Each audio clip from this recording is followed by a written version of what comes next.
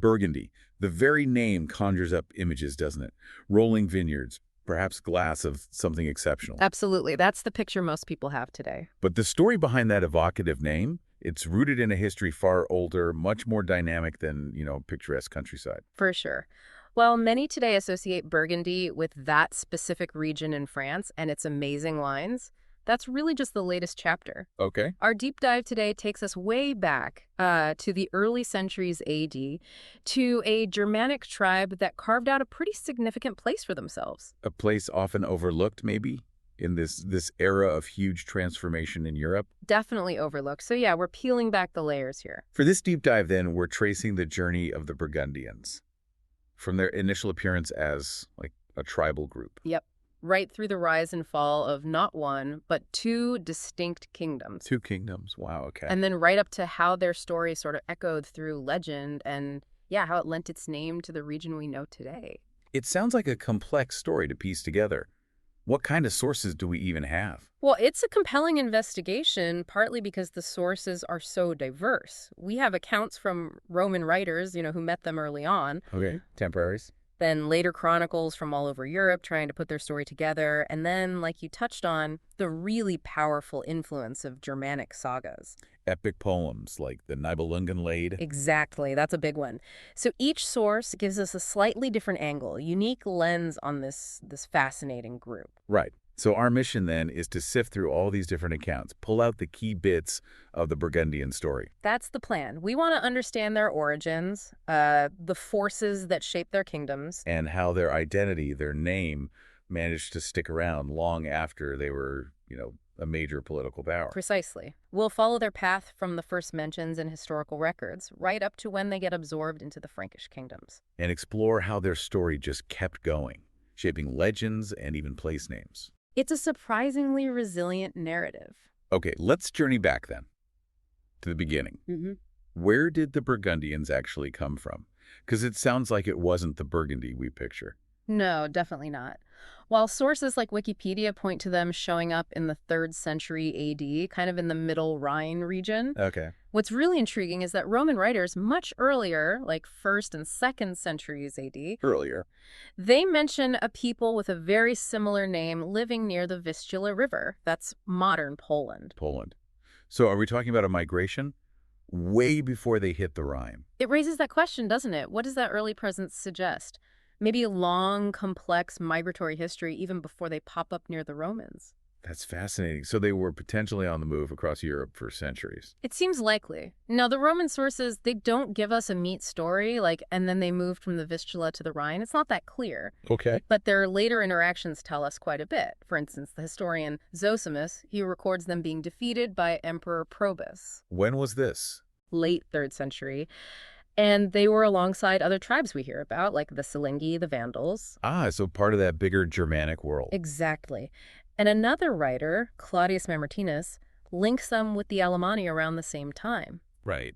So these early encounters, they paint this picture of the Burgundians as, one piece in a larger, really dynamic Germanic puzzle, constantly interacting, sometimes fighting. Not isolated at all then. Forging alliances, clashing with neighbors, part of the landscape. Precisely. And we even see them becoming more significant later on. They actually formed an alliance with the Roman Emperor Valentinian the Worth. With the emperor. When? Late 4th century. He wanted their help in his war against the Alemanni. Okay, so Rome recognized their strength by then, their strategic value. And must have. Yeah. It shows they weren't just some minor group anymore.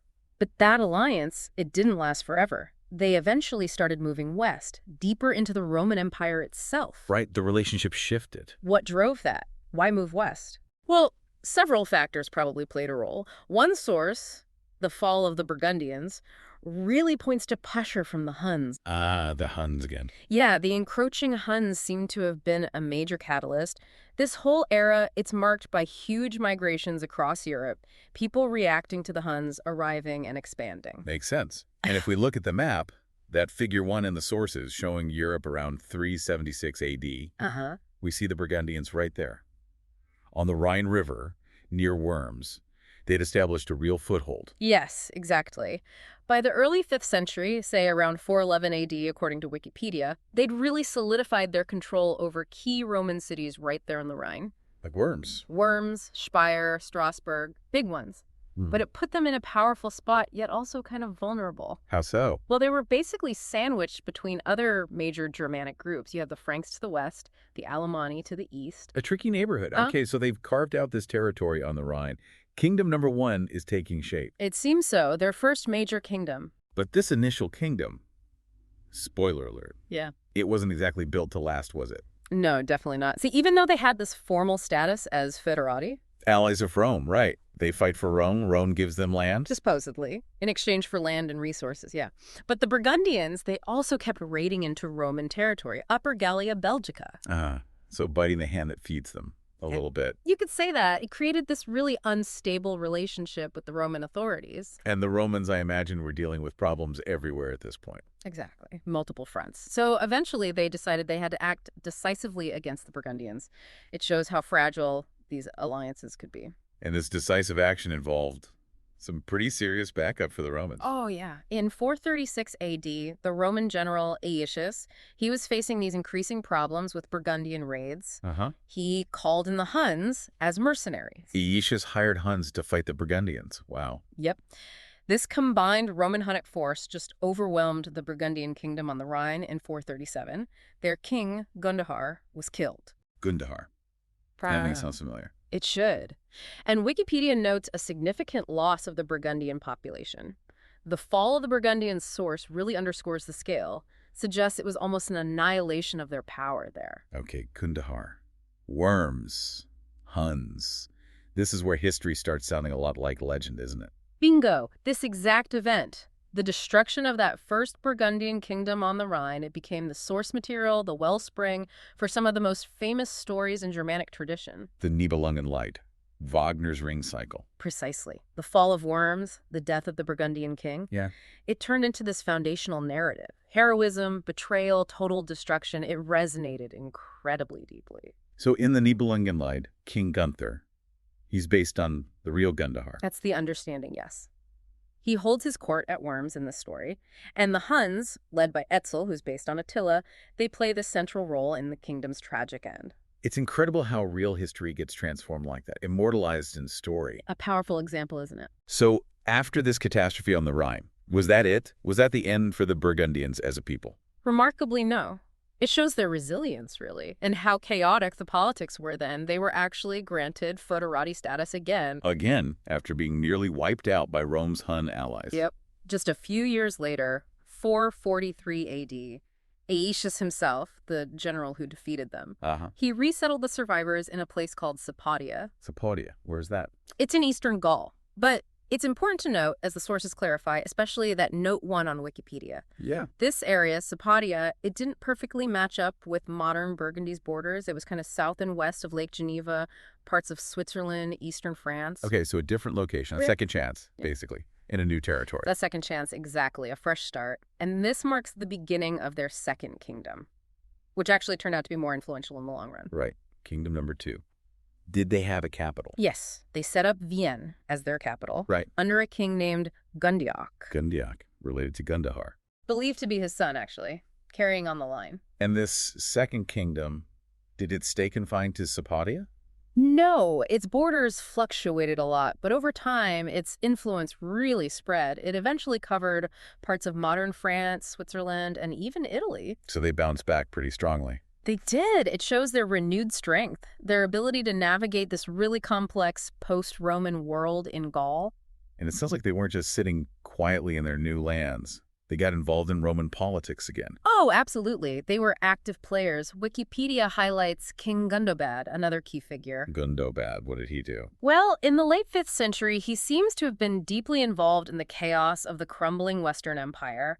He's implicated in the deaths of 2 Roman emperors, Anthemius and Olybrius. Really? So the Burgundian kings were power brokers, kingmakers, or maybe emperor breakers. You could say that. It was a time of intense power struggles, of shifting alliances, everyone vying for control. The Burgundian kings were right in the thick of it. And speaking of power struggles, weren't there issues within the Burgundian royal family too? Things got pretty rough there. Very rough. Gregory of Tours, who wrote a history of the Franks, he gives us some lurid details, as cited by Wikipedia. Okay. He talks about Gundobad consolidating his power, often violently. He supposedly murdered his own brother, Chilperic. Murdered his brother. And drowned Chilperic's wife, and then exiled their 2 daughters. Good grief. Ruthless. It underscores the nature of power politics back then. But one of those exiled daughters, that was Clotilda. Ah, the Clotilda. Who married Clovis, king of the Franks? The very same. Her marriage to Clovis and his later conversion to Catholicism, that was absolutely pivotal. Pivotal how? Well, Clovis converted around 496, maybe 506 AD. Big influence from Clotilda, apparently. And by becoming Catholic, he aligned the Franks with the existing Gallo-Roman population. Unlike other Germanic tribes. Right. Many other tribes, including the Burgundians for a time, were Arian Christians. This move set the Franks apart, gave them an advantage. Did it affect the Burgundians directly? Initially, it actually led to an alliance between the Burgundians and Franks. Early 6th century, they teamed up against the Visigoths. Shows how alliances kept shifting. But that Frankish-Burgundian friendship didn't last either, I take it. No. Ultimately, the rising power of the Franks spelled the end for the Second Burgundian Kingdom, too. So the Franks conquered them? Eventually, yes. There was an earlier Frankish attempt, which the Burgundians actually fought off at the Battle of Vézeron. Oh, so they put up a fight. They did. But the Franks came back. In 532 AD, at the Battle of Autun, the Franks won decisively. That was that. Pretty much. By 534 AD, the Frankish king Clotharii had incorporated the Burgundian kingdom into the Merovingian Frankish realms. The source, Who Were the Burgundians, confirms this final integration. So the end of the independent Burgundian kingdoms, absorbed by the Franks. Exactly. Their time as a distinct political power was over, but not the end of their influence. Because the name survived. Remarkably, yes. The name of the kingdom stuck, giving rise to the regional name Burgundy, or Bourgogne in French. But it's important to remember, you said, the modern region isn't the same size as the Old Kingdom. Right, crucial distinction. Wikipedia points this out clearly. Modern geographical Burgundy in France is actually smaller than the territory that big Second Kingdom controlled. Okay. But the fact that the name endured tells you something about the impact they had on that whole area. That makes sense. So when we hear Burgundian, it could mean someone from modern Burgundy. Or it could refer back to the people of that older, larger kingdom, and then complicating things further. Yeah. Later on, you had the powerful Dukes of Burgundy in the Middle Ages who controlled huge territories, again, really cementing that name's association with power in a specific region. So the name itself is layered with all these different historical meanings, centuries of history packed into one word. Precisely. It evolved, referring to the original kingdom, then the later duchy, and now the modern French region. It shows how names persist and adapt, carrying echoes of the past. Fascinating. Do we know anything else about them? Like, what did they actually look like? We get a little glimpse, though maybe not the most objective one. From who? From a 5th century Gallo-Roman poet named Sidonius Apollinaris. He actually lived among them for a while. Okay, what did he say? Well, Wikipedia quotes him describing them as, long-haired hordes? Seems they were tall, physically impressive people. Long-haired hordes. Sounds intimidating. He also mentions their Germanic speech, which he clearly wasn't a fan of. And this is the memorable part. A one? He complained about the gluttonous Burgundian who spreads rancid butter on his hair. Rancid butter as hair product? Seriously? According to Sidonius, it certainly paints a vivid, if maybe slightly unflattering, picture from a Roman perspective. Wow. Okay, rancid butter aside. What about their language? Was it distinctive? Yes, it's classified as part of the East Germanic language family, like Gothic, for example. Okay. Though Wikipedia does note there's still some linguistic uncertainty about its exact features and how it relates to the others, but definitely a distinct East Germanic language. And they even developed their own laws, a specific Burgundian law code. They did, the Lex Burgundionum. It was issued by King Gundobad, the same one involved in Roman politics. Right. In the early 6th century. The fall of the Burgundian source highlights this as really significant. It gives us insights into their legal customs, their social structure. So a kingdom, a language, a law code, and this incredible afterlife in legend. We touched on the Nibelungen Lied. How did that happen? How did these historical people become epic heroes and villains? Yeah, this is where history and cultural memory just completely intertwine. That fall of the Burgundian source suggests that the real destruction of the First Kingdom on the Rhine. Back in 437 AD. Exactly. That historical trauma became this foundational tragic story within Germanic tradition, maybe even connecting back to older sagas like the Volsunga saga. So the drama of their defeat just resonated. Deeply, it had all the elements for epic retelling: betrayal, heroism, catastrophic loss. And we see the real historical figures, like Attila and King Gundahar. Transformed into the legendary characters Etzel and Gunther. Right. And you find variations of this story in so many places. The Alekvieda, Alamal, Volsunga saga, Hierich saga, and of course the Nibelungenlied. Each telling it slightly differently. Yeah, they embellish it, change the focus. What's really interesting is how the main villain even shifts sometimes. In some later versions, like the Nibelungenlied, Kriemhild's quest for vengeance becomes almost more central than Attila's role. Kriemhild, Luther's sister, right. So the focus shifts within the story itself over time. Exactly. It shows how fluid these oral traditions and legendary cycles really are. They adapt, they evolve with each retelling. It's just amazing how a real historical event can be reinterpreted and reimagined over centuries like that, taking on new shapes, new meanings, but still keeping that core power, that link to a real past. Absolutely. So even though the Burgundian kingdom itself vanished from the map, Yeah. their name, their memory, their dramatic history, both the real bits and the legendary ones, they left this permanent mark on the landscape and in that huge, rich tapestry of European storytelling. Okay, so let's recap this deep dive a bit. The Burgundians started as a Germanic tribe, maybe from further east, near the Vistula. Possible origins there, yes. Then they established two major kingdoms. First on the Rhine, which ended pretty tragically. Destroyed with the help of Huns, becoming fodder for legend. Right. Then a second kingdom in Gaul, Sipadia, which grew quite large and influential. Before eventually being conquered and absorbed by the rising power of the Franks. Exactly. And their whole journey involved interacting with big players like Rome and the Huns, periods of alliance, periods of conflict. And ultimately, their identity lived on through the name of a region and through this incredibly powerful, enduring, legendary tradition. It's a story of survival, adaptation, and transformation, really. It really is. So here's a final thought for you listening in.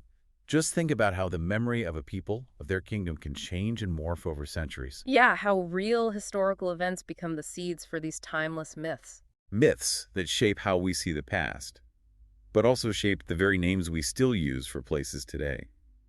It makes you wonder, doesn't it? What other names on the map? Names that seem totally familiar. What other names might hold similarly deep, surprising histories? Stories just waiting for someone to dig into them. Maybe this deep dive has sparked some curiosity. Perhaps you'll explore some of the sources we mentioned, or look into other stories from that whole fascinating migration period.